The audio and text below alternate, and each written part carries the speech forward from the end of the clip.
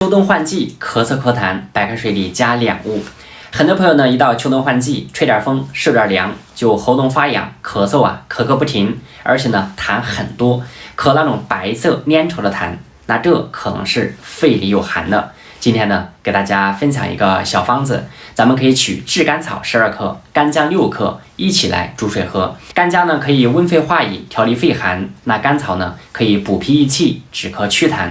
那如果咳嗽咳痰反反复复一直不见好，还常伴有腰膝酸软、气短乏力、头晕耳鸣等症状，一般呢是肺肾两虚的。中医上讲呢，肺主呼吸，肾主纳气，二的呢是母子关系，相互影响，一般呢需要肺肾同调，可以对症呢用点中成药来调理，比如百令胶囊，它的成分呢是发酵冬虫夏草菌粉，可以补肺肾益精气，适用于肺肾两虚引起的咳嗽气喘、卡血、腰背酸痛、面目虚浮、夜尿清长的情况，大家都记住了吗？